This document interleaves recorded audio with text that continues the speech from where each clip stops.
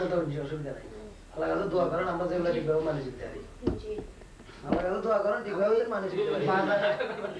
যদি গতুন বাজারে যাস আমি তোর নানার বাড়ি যেতে কোনোদিন আর আমার জিজ্ঞাসা করুন যায় না। জীবনে একদিন গেছিলাম আমারে না কই এদিন এই বিপদে উঠছি তোর মাইনা নেই, এদিন আমারে কই যেন আমি বিপদে উঠছি। আমি তোর নানার বাড়ি যেতে কোনোদিন আমারে পৌঁছা যায়নি, বাজারে যেতে আমারে পৌঁছা যায়নি। আমি যেদিন যে কোনো কাজে গেছি আমাদের আমার যদি যাও আল্লাহ আল্লাহ আল্লাহ করলাম আর কোনো বাগে আর এখানে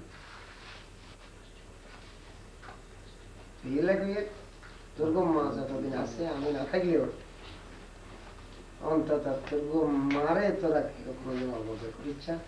যে ছেলে মারে অবহেলা করে অবজ্ঞা করে সে ছেলে কোনোদিন সুখী হতে পারে না, সুখে থাকতে পারে।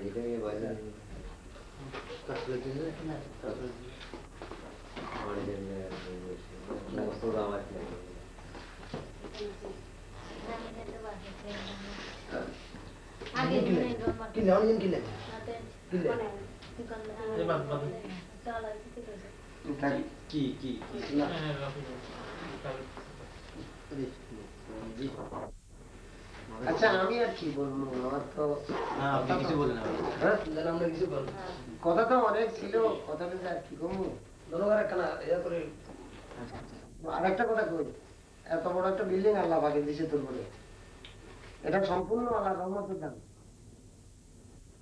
এটার মর্যাদা দিবি আর এত বড় বিল্ডিং এর মালিকের অন্তত 210 খানি জমি থাকার দরকার আছে।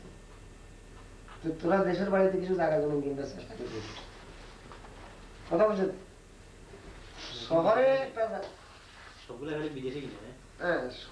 শহরে কিছু থাকার দরকার আছে, তবে দেশে না থাকি শুধু শহরে থাকলেও লাভ নাই। শহরে কোনো বিপদে পড়লে দেশে আসি আশ্রয় নেওয়া যায়। অন্তত লিবারেশন পিরিয়ডে যাদের গ্রামে যথেষ্ট জায়গা সম্পত্তি আছে তারা কষ্ট করে না।